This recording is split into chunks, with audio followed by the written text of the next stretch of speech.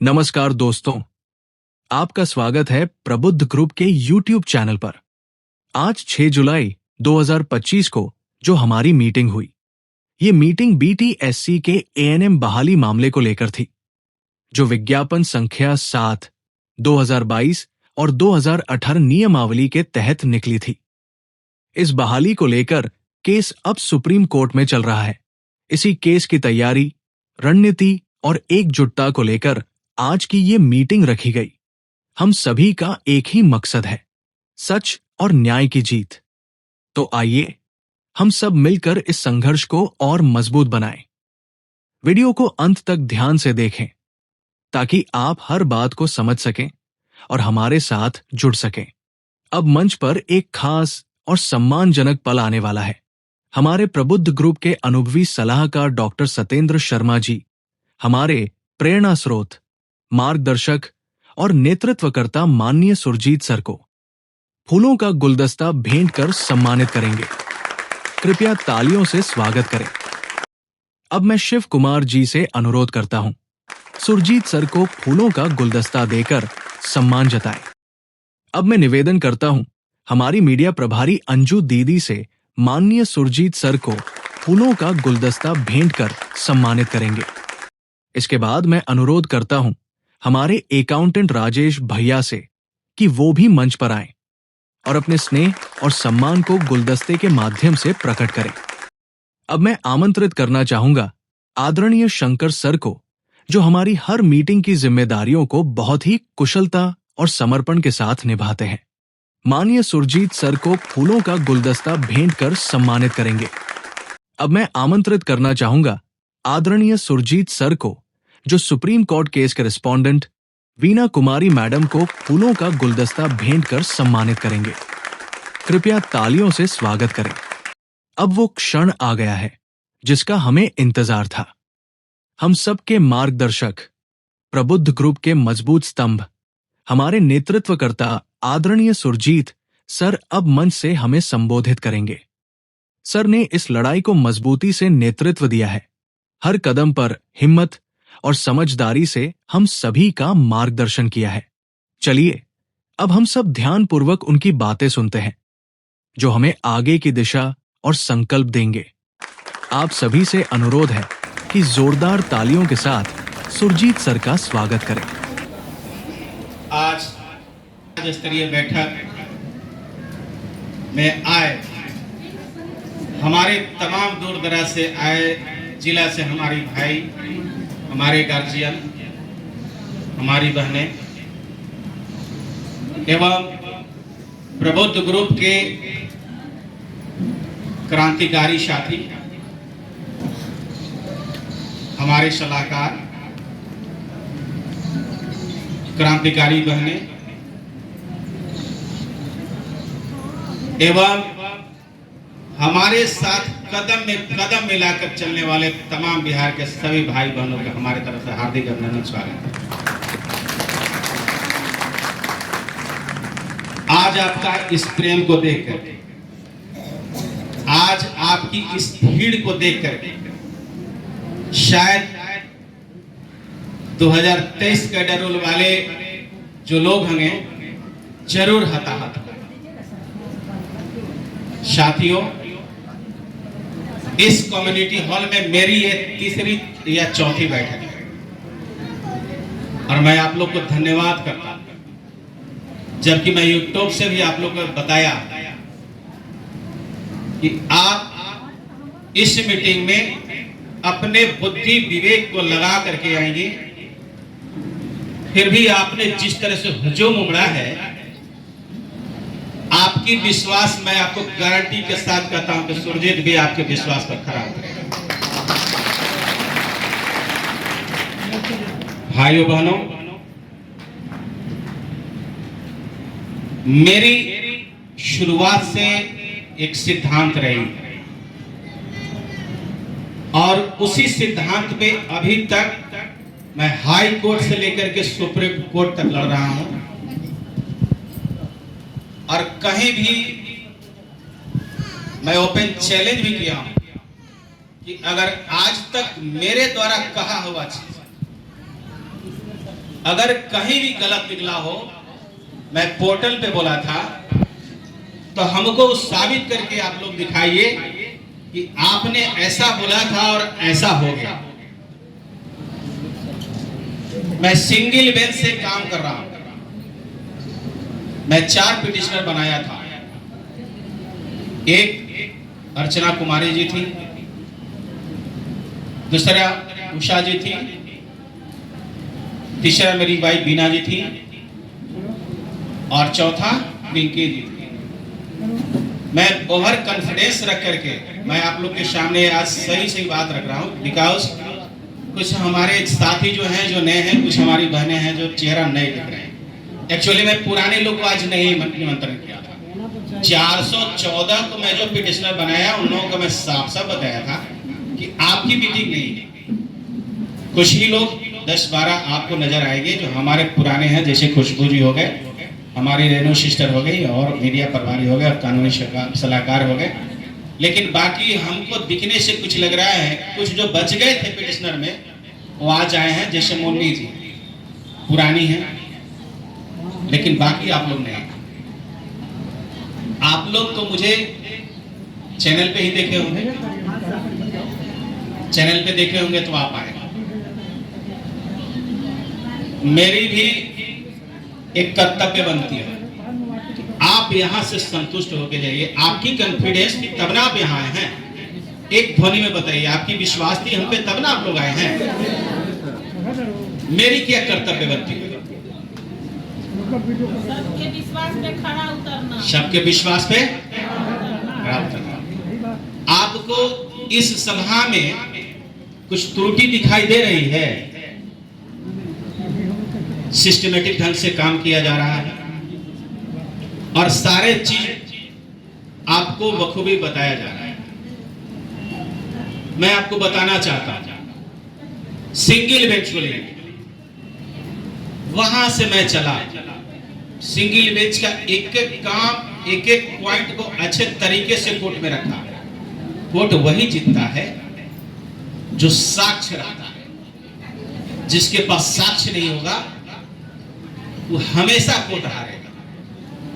और भाई बहनों, मेरी सबसे बड़ी सिद्धांत है, मैं साक्ष्य पे हूं, आगे भी रहूंगा और फिर इस सभा में बताता हूं कि जीत भी मेरी ही होगी।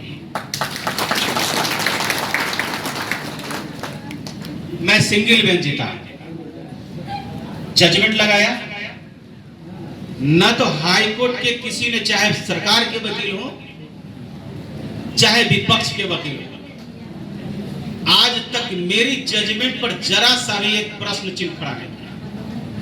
मैं ओपन हमेशा बोला, मैं मीडिया में बोला, आज भी आपको मैं बता रहा हूं, मेरी 4 जजमेंट उसमें लगी हुई है, 2 संवैधानिक पीठ की जजमेंट है। अभी तक सुप्रीम कोर्ट का किसी ने, चाहे पक्ष का हो, चाहे विपक्ष का हो, चाहे सरकार का वकील हो, चाहे जज साहब हो, आपकी जजमेंट को अभी तक डबल बेंच और सिंगल बेंच पे जो आया है उस पे स्टे नहीं है। तो पहली तो जीत मेरी यही है। तो आप समझिए, स्टे मतलब होता है कि अगर हमारी जजमेंट पर स्टे होता तो आपकी लड़ाई कमजोर हो जाती। आपका जजमेंट यथावत है, जो डीबी बेंच का है, जो डबल बेंच का है, जो सिंगल बेंच का है, उस पर जज साहब ने कोई प्रश्न चिन्ह खड़ा नहीं किया कि ये जजमेंट खराब है। मैं 2 जजमेंट से लड़ रहा हूं, एक के मंजूश्री है, एक तेज प्रताप पाठक है। तमाम जितने भी लोग हमारे पक्ष के वकील रहते हैं, उनके पक्ष के वकील रहते हैं।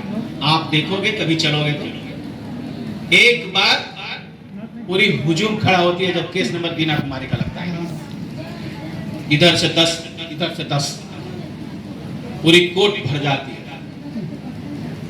तो आपको मैं बताना चाहता हूं, सिंगल बेंच जीता, डबल बेंच में कौन गया? सरकार गई। देखिए बारीकी से समझिए, सिंगल बेंच में मैं गया, क्यों गया? क्योंकि सरकार ने गलती की। क्या गलती किया? कि रूल्स 2018 के तहत आपकी विज्ञापन निकाली गई थी। उसमें क्या था काउंसलिंग करके करना था उसमें। टोटल आपके मार्क्स को, एकेडमिक मार्क्स को और आपके एक्सपीरियंस को और हायर एजुकेशन को जोड़ करके 100 बनाया था, लेना था वैसे एक मार्क्स बेसिस पे, कार्य अनुभव पे और बेसिक एबिलिटी पे। बेसिक एबिलिटी के मार्क को 0.6 से मल्टीप्लाई करना था। ओवरऑल जो मार्क्स आता उस पर मेधा सूची बनानी थी और मेरिट लिस्ट बनाना था, देन रिजल्ट प्रोड्यूस करना था। सरकार ने क्या किया? सरकार ने इसको हटा करके न्यू अमेंडमेंट रूल्स लाया 2023। वो भी क्या है, मैं बस एक वर्ड को देखा और उसको चैलेंज किया। बहुत तमाम नेता वहां बैठे थे, 21 दिन क्या 35 दिन तक धरना प्रदर्शन करता रहा। हमारी वाइफ एक्चुअली मैं नहीं जा रहा था, मैं अपना जॉब में था, वहां से आते थे, मैं देखा। एक्चुअली संयुक्त मंत्री भी थे हम, चिकित्सा एवं जन स्वास्थ्य कर्मचारी संघ का। मेरी वाइफ बोली कि बहुत दिन से देखिए धरना प्रदर्शन किया जाए, थोड़ा जाकर गाइड किया। मैं गया, वहां तमाम नेता थे। क्या होता है हम लोग का तीज, कर्मा, जितिया सब बेचारी की धरना स्थल, उसमें अर्चना जी खुद थी। सरकार ने सुध नहीं लिया। मैं गया और इमीडिएटली बताया कि अभी आप लोग यहां से चलिए। सरकार जब आपकी बात नहीं मान रही है तो आप महज मात्र 3 से 4 दिन है। अगर भाइयों बहनों बीच में मैं रीट नहीं करवाता, आज केस 2018 के लिए नहीं बचता। यहीं पे सिद्धांत, यहीं पे मेरी चतुराई काम किया। मैं तुरंत गया और रीट करवाया, और रीट करवाने के बाद सिंगल बेंच जीत गया। तो समय रहते सही तरीके से आप लड़िए। कितनों महारथी होगा, अगर उसके पास साक्ष्य नहीं होगा तो उसको जेल जाना होगा। यही सिद्धांत यहाँ पे। रूल्स की लड़ाई थी, हमने चैलेंज किया 23 को और 23 पे जीता। अब देखिए सरकार को, जब 23 पर हमसे सिंगल बेंच आ रहा तो डीबी बेंच में गया, डबल बेंच में गया, वहां भी मात खाया। और जब यहां हार गया तो सरकार को कम से कम ये जरूर सोचना चाहिए था कि 23 पे हम 2 बार हारे हैं और बाकी तमाम जितने भी 2018 के रूल्स वाले हैं सबको कम से कम ज्वाइन करा देना चाहिए था। ये सरकार क्या किया? आपके साथ धोखाबाजी की। आपके साथ धोखाबाजी क्या किया कि ज्वाइनिंग नहीं करा करके उन्होंने एसएलपी में चला गया। और जब एसएलपी में चला गया तो भाई ठीक है, आप भी मैदान में लड़ रहे हो, मैं भी लड़ रहा हूं, फरिया लो। और मैं फरिया रहा था। जब 23 पर उन्होंने 3 बार हियरिंग कराया, उसको कुछ रिलीफ नहीं मिला, तो उसको लगा कि अब हम हारने जा रहे हैं। तो फिर बीच में एसएलपी होने के बाद भी 2025 का कैडर रूल आ गया। और कैडर रूल ऐसा लाया कि हिंदी में कहा जाता है इसको भूतलक्षी प्रभाव से प्रभावित किया जाएगा। बहुत बारीकी से मैं इसको स्टडी किया और फिर अपने माइंड को लगाया। सरकार यहां पे हमको डिरेल कर रहा था और उस चीज को आसानी तरीके से कोई समझ नहीं पाया। मैं जब ये बात रखा, जैसे हमारे डॉक्टर साहब ने भी बात बताया, पहला यूट्यूबर था जिन्होंने हमारे विरोध किया था, जबकि मैं भी उसको बहुत ऊपर ले गया था। और आप लोग तमाम लोग आज नए हैं, आप लोग उसको चैनल को देखते हैं, तो मेरी काइंडली आपसे रिक्वेस्ट है, नहीं तो उसको प्रोनाउंसिएशन हो जाता है और नहीं तो उसको एक लेटर की किस तरह की कोई जानकारी है, उसको एक एलिमेंट नहीं करने आता है, तो आप लोग कैसे उस चैनल को देखते हैं? उसको एकदम अवॉइड। केस इतनी आसान चीज नहीं। बहुत पारंगत लोग आएंगे, आपको समझाएंगे, लेकिन केस के बारे में नहीं समझाएंगे। एकदम तौर तरीका समझिए। आप लोग नए हैं, फर्स्ट बार मीटिंग अटेंड कर रहे हैं, इसलिए मैं आपको बता रहा हूं। उन्होंने कहा कि जी नहीं, जो अगली विज्ञापन आने वाली है उस पर 2025 का रूल्स लागू होगा। उसको न तो रेट्रोस्पेक्टिव हो जाता है, न तो प्रोस्पेक्टिव हो जाता है, न तो भूतलक्षी प्रभाव हो जाता है और न कुछ हो जा रहा। पहला विरोध करने वाला। लेकिन 2025 का रूल सरकार ने 23 लड़ते हुए, एसएलपी में रहते हुए, because 2018 cadre rules recognised by the court, high court and supreme. मतलब हमको कोई नहीं हटा सकता है जब तक सुप्रीम कोर्ट किसी प्रकार की कोई अंकुश हमारे ऊपर करेगा। तो हम रिकॉग्नाइज है, हमको कैसे हटा देंगे? एक सिंपल कमेटी, एक सिंपल आईएएस बैठ करके आप अपने पूरे नियम बना लेंगे, तब तो पता चलेगा कि आप रोज नियम बनाओगे, रोज नियम खत्म हो जाएगी। तो कोर्ट किसके लिए है? भाइयों बहनों, एक ही चीज है कि आप सिंगल बेंच जीते हैं, डबल बेंच जीते हैं, सरकार वहीं पे बंधी हुई, और नहीं अगर आप हार जाते हैं तो सरकार कब का उस सबको ज्वाइन करा। अब जब 25 लेके आया तो मैं 25 को भी चैलेंज किया। देखिए कितना बारीकी से 23 को चैलेंज किया, सिंगल बेंच डबल बेंच जीता। 25 लेके आया, 25 को चैलेंज किया, और बीना कुमारी द्वारा फिर 25 को चैलेंज की गई, और 13 तारीख को फिर सुनवाई की गई, और 14 को अपना सुनवाई था जिस पर उन्होंने ज्वाइन किया। चैलेंज करते हुए 13 तारीख को सुनवाई किया, सरकार फिर बैकफुट लगा दी, फिर उसको कोई साक्ष्य नहीं मिला, कोई जवाब नहीं दे पाया। फिर 25 को में अटैकिंग किए, फिर उसको कुछ नहीं मिला तो फिर भागा। 14 तारीख को इस विभाग से जो कटु सत्य है मैं आप लोग के सामने बात रख रहा हूं। अगर आज आप लोग तमाम इतने लोग जुड़े हुए होते तो 14 की भी स्थिति नहीं। सिर्फ इसका कारण क्या था? आर्थिक कमजोरी। मात्र 242 लोग केस लड़ रहे थे आपके भाई, मात्र बहाली कितनी थी? 10,000 सब, मात्र 242 आदमी की मेरी कमेटी थी, वही केस आपको लग रहा था, वही अभी तक जिंदा और रखा है, और उतना ही पे सरकार को दबोच की मैं रखा।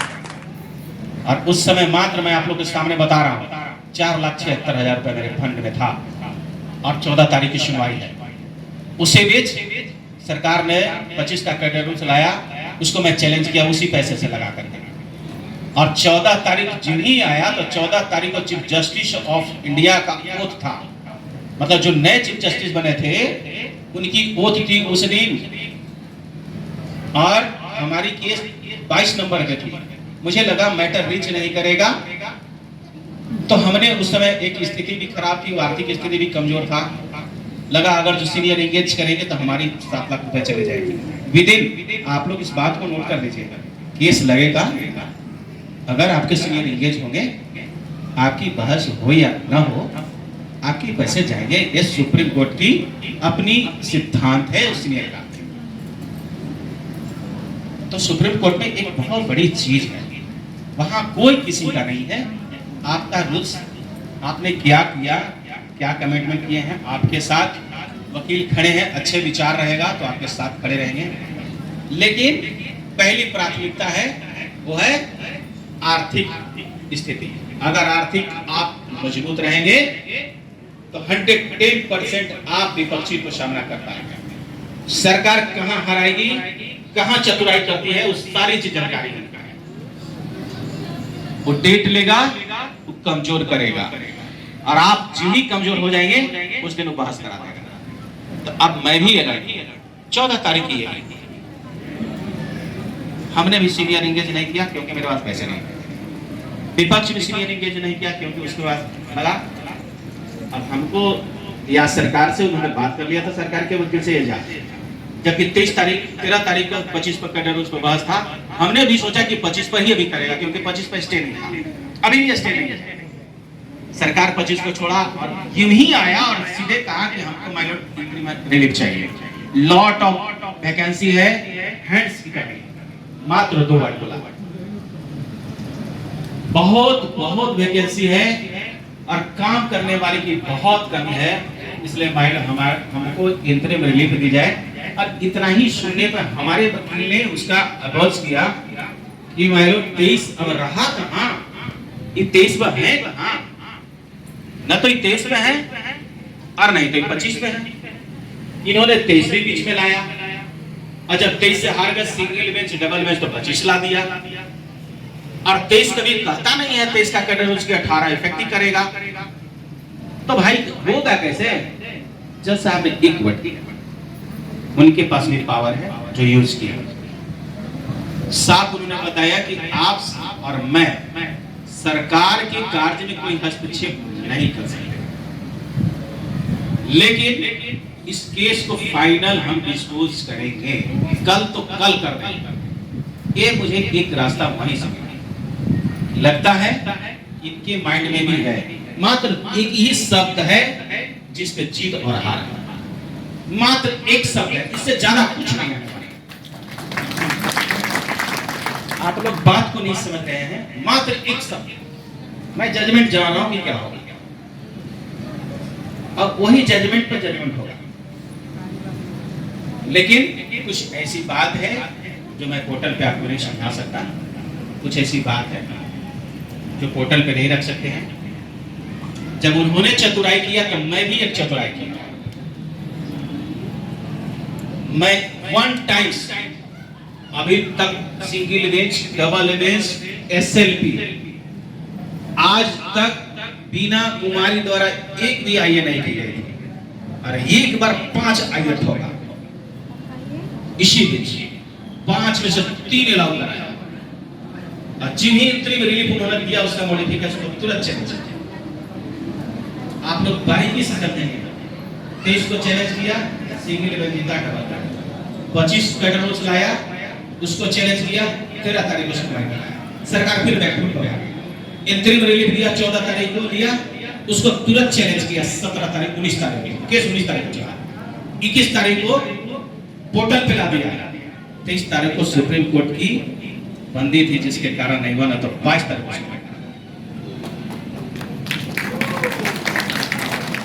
एकदम बारीकी से समझिए।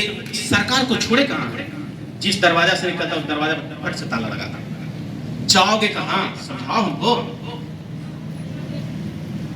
अब उनका मॉडिफिकेशन ऑफ ऑर्डर, उस पर भी बिना कुमारी का चैलेंज है जो लगा था, और इसमें 4 आईए लगाया, 1 आईए लगाया तो अभी छटपटी घुसा हुआ है। लोग सरकार से लेकर के विपक्ष वाले सबको छटपटी घुसी हुई है, कहां से लाया, कैसे लाया। मैं उनको बताना चाहता हूं, मेरे साथ धोखा किया है, इसकी बदला तो हम लेंगे ही ना। इंटरलोकेटरी एप्लीकेशन और कुछ आइए, इंटरलोकेटरी एप्लीकेशन से हमने अपना ग्रीवांसेस रखा, 4 आइए लगाया, मॉडिफिकेशन ऑफ ऑर्डर 14 तारीख का जो इंटरिम रिलीफ था, आइए हो गई, उस पर बहस चल रही थी। 3 जो इंप्लीमेंट एप्लीकेशन लगाया, उसमें एक में 235 आदमी का पिटिशन बनाया, दूसरा में 146 का बनाया, और तीसरा में 29 का बनाया। 1 डे आईए नंबर लिया, डायरी नंबर लिया, और 1 तारीख को बहस कराया, आईए अलाउ कराया। चैलेंज है मेरा, कोई आदमी अगर ऐसा है सुप्रीम कोर्ट में बताया कि 1 दिन में डायरी नंबर लो, 1 दिन में आईए नंबर लो, और उसी दिन बहस कराओ, आईए ना पाए। मेरी चैलेंज है, अभी तक कोई करके देखा? मैं पोर्टल से बोला हूं, क्यों मैं सही हूं। अब लोग प्रोपेगेंडा फैलाया कि उन्होंने फलना मैनेज कर लिया है, मैंने जी नहीं, मेरी रूल्स है भाई, आप रूल्स को काट दो, हम बाहर हो जाएंगे, और नहीं तो फिर हमको ले लो। क्या एक चीज बताने की आपको क्या जरूरत है, वो तो सरकार समझेगी, वो तो रूल्स पे मैं बहस करा रहा हूँ, आएगा समय हो जाएगा। एक्चुअली हम क्या कर सकते हैं, हमारी भी ग्रीवांसेस है भाई, आपने जैसे ले लिया इंतरिम रिलीफ तो मुझे भी ले लो। आइए अलाउ कराया, 414 मेरे जितने भी सहपाठी थे, मेरे साथ जितने भी थे, सभी लोग हो गया, आइए अलाउ करा लिया, इतना पिटिशनर बन गए। आज भी आप लोग को स्वेच्छा से, यही मैं बताया था कि जो स्वेच्छा से बनना चाहेंगे वही बनेंगे। आपकी भी जितनी भी चीज आई है, सारे को वहां आईए में जाएगा, बहस होगी, और बहस के बाद अगर जज साहब को लगेगा कि ये लोग भी सफर कर रहे हैं तो इन लोग को भी आईए अलाउ करनी चाहिए, तो अलाउ कर देंगे तो पिटिशनर बन जाएंगे, और उम्मीद है कि बन ही जाएगा। इसलिए जो सिस्टम कहती है, मैं सिस्टम से जरा सा भी बाहर नहीं जाता। कितनों कोई कुछ भी डाले, सिस्टम जो मेरा है मैं वही सिस्टम से चलता हूं। और जो कानूनी प्रक्रिया है वही के तहत चलता है। तो आप बताओ सरकार को किसको लेना चाहिए था? अभी भी हम सिंगल बेंच डबल बेंच जीते हैं। क्या 2018 में काबिल नहीं है? हमारे ये सब बहने को काबिल नहीं है? ये सबको नहीं पूछा था कुछ? सरकार 25 में साफ बोला है कि हमको क्वालिफाइड एएनएम चाहिए। आप जो 20 साल से काम कर रहे हो हमारे बहन खड़ा हुए,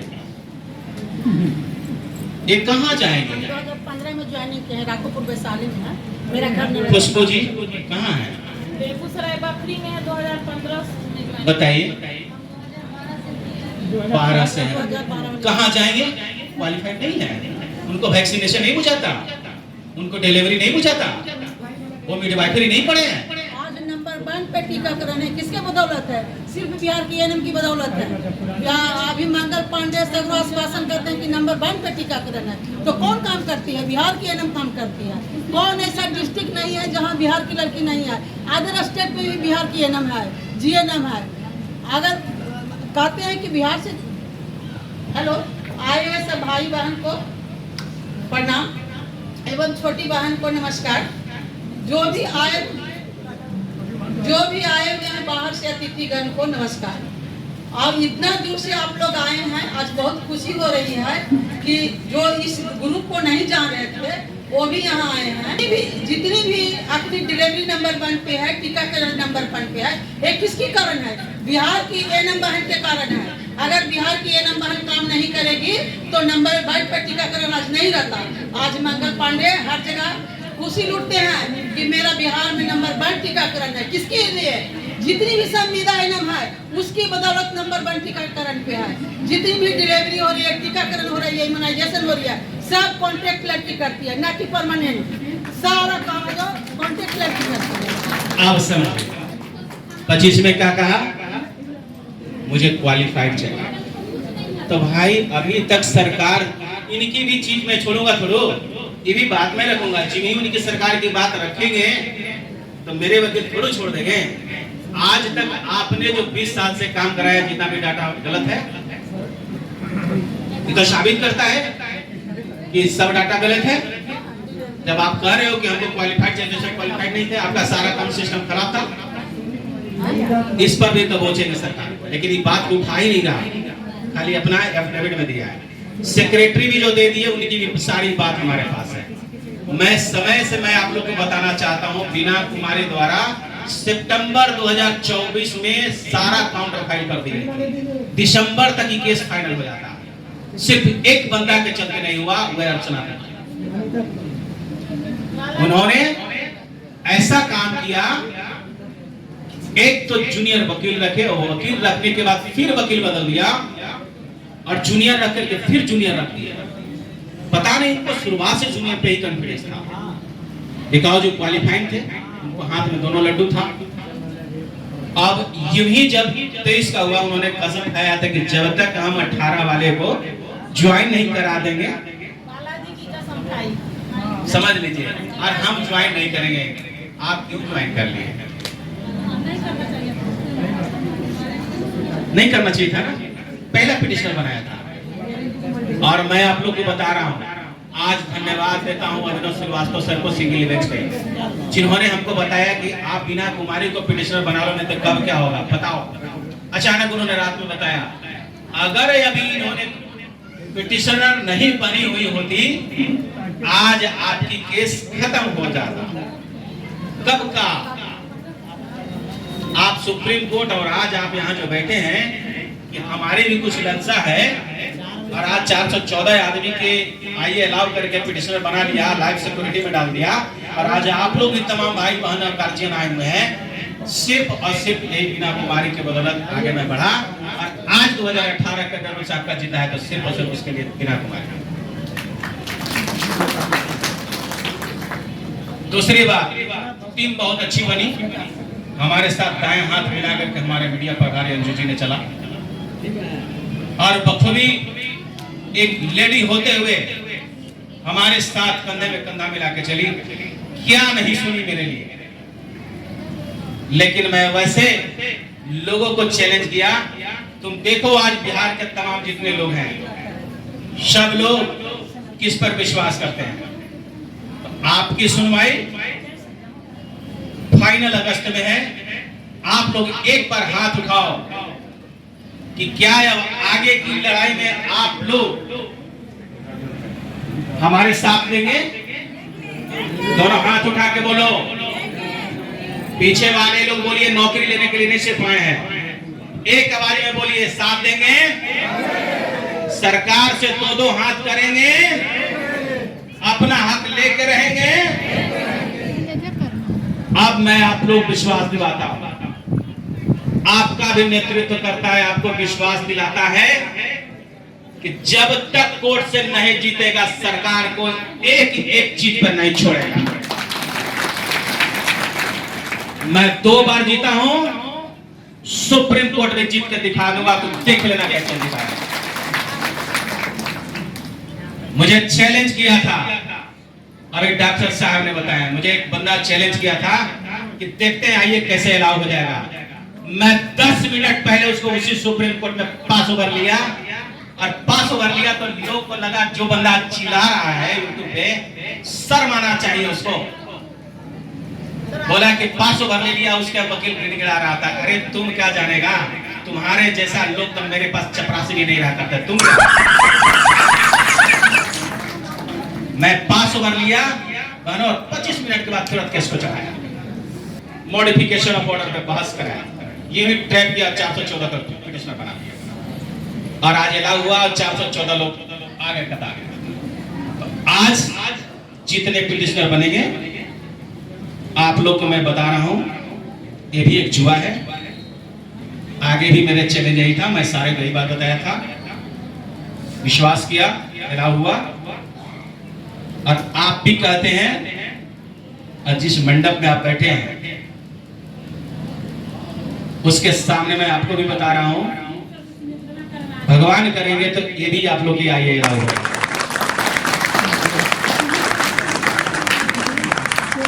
इसलिए आप लोग आज हाथ उठा करके हमारी सहमति दी है, जब तक एसएलपी फाइनल नहीं होगा, 414 उधर और जो आप लोग बनेंगे इधर, एक एक आदमी अपनी अपनी कर्तव्य को निभाएंगे। आप लोग के लिए बहुत बड़ी लड़ाई में बना दिया हूं और बहुत बड़ी टीम बन गई है। अब कोई भी आदमी चाहेगा कि आंख आपको दिखा ले तो उसको, और सरकार आपके पीछे भागेगी, मैं बता रहा हूं। वो मैनेज करना चाहेगा, देख लीजिएगा एक दिन यही होगा कि आप हमसे मैनेज कर लो, उसको कोई ऑर्डर नहीं है उसके पक्ष में। जो भी रिज्वाइंडर डाला है सारा रिज्वाइंडर मेरे पास है। अगर मेरे पास 2 रूल्स है संवैधानिक पीठ का, तो उनके पास भी होता ना, उन्होंने लगा देता, कुछ नहीं लगा है। एज इट इज ऐसे ही कुछ नहीं है। मैं इतना देर से काम कर रहा था, मैं सीबीटी क्वालिफाइंग हूँ, मैं क्वालिफाइंग हूँ, बस यही उनके वकील बोलते हैं। ये भी परीक्षा में बैठ गया, तो भाई अभी भी परीक्षा में देंगे तो परीक्षा में तो बैठेंगे ना बैठेंगे, लेकिन उनकी चतुराई को ऐसा मैं दिया कि 2023 में लाया, उसको चैलेंज कर दिया, समाप्त हो गया। तो मैं आप लोग को ये आश्वासन देता हूं, आप लोग जितने तमाम बनेंगे सबको प्रबुद्ध ग्रुप से जोड़ी जाएगी, और एक पिटिशनर ग्रुप अलग है उससे जोड़ा जाएगा। आप लोग तमाम जितने भी लोग हैं कंधे में कंधे मिलाकर चलेंगे, और आज आप लोग प्रण कर लीजिए कि हमको किसी भी हाल में सरकार से लड़ करके अपनी नौकरी लेनी है। तैयार हैं? तैयार है ना? तो इसी के साथ मैं सभी को, भाई बहन गार्जियन को मेरे तरफ से बहुत बहुत धन्यवाद है। और अंतिम नारा है, जब तक सरकार को नहीं हराना है तब तक पीछे मुड़ के नहीं देखना है। जय हिंद, जय भारत। अब शायद हमारे कुछ मीडिया प्रभारी आप लोग जरूर करेंगे। बहुत बहुत धन्यवाद, आदाब, सलाम, नमस्कार। वीडियो पसंद आया हो तो प्रबुद्ध ग्रुप के YouTube चैनल को सब्सक्राइब जरूर करें। आपका साथ हमें हौसला देता है और यही साथ बदलाव लाएगा। धन्यवाद।